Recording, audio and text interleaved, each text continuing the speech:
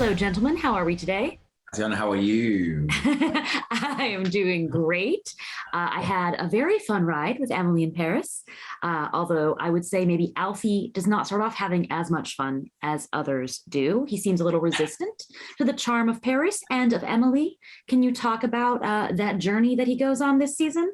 I think that's the most fun. That's the most fun right there. They're getting to know each other, getting to understand each other. Yeah, I think Alfie definitely comes in, and his whole perception of Paris is not what it says in the tin. It's not the romantic world that is spoken about a lot. And yeah, meeting Emily, that just opens his eyes to this whole new world that's in front of him. And I think, yeah, that's when sparks fly. It's like two heads putting together, and then for whatever happens, whatever it is, that glint in her eye, that glint in his eye, the flower blossoms, which is beautiful to see. Yeah. Yes, it is. But speaking of sparks flying, Luca, of course, Gabriel does also have feelings for Emily, and yet he has a very long history with Camille, and that cannot be disregarded either. Yes. Exactly? Can you talk about this little balancing game he's doing this season? Well, what can I tell you? It's pretty self-explanatory.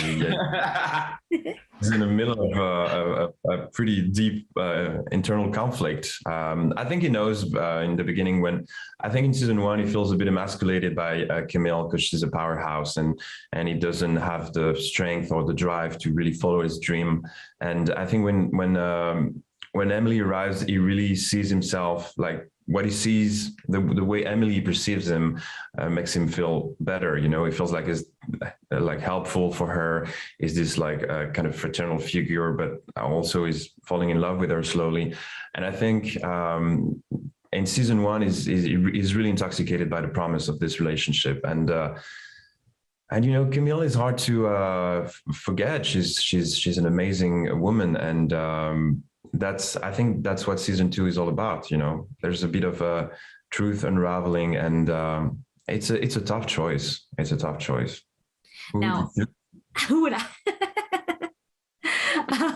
Despite the very complicated romantic nature that is happening here, the two of you also have a blossoming romance over the course of the season. I really enjoyed those interactions. Can you each talk about how one views the other despite Emily? Lucien, if you want to start. Oh, well, I want to start. I think from viewing him from the first read through was, yeah, I was gushing all over him. I'm a Gabriel fan, to be honest. Let's be really honest.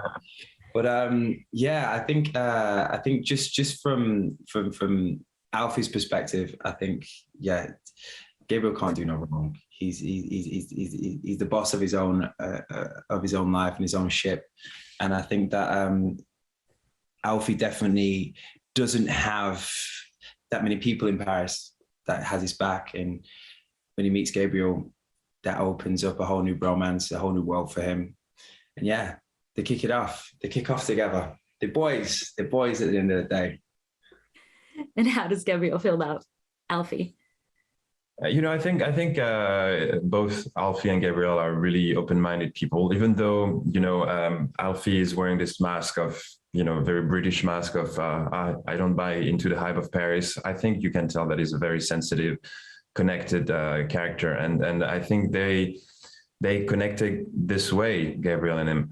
And so it feels nice in the middle of this girl drama to have a little, you know, simple friendship, even though it's, you know, we know what's going on underneath, but it feels nice to have, you know, simple interactions, soccer, beer, and you know, just regular bromance. And it felt really nice to have like an ally in the middle of this, and in real life as well. You know, the dynamic on set was just terrific, and I felt I wasn't in the middle of the girls for once. I had someone, you know.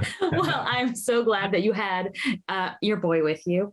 So I hope that you guys continue to have something blossoming in the next season, season 3. Thank you guys so much. Have a great day. Thank you so much.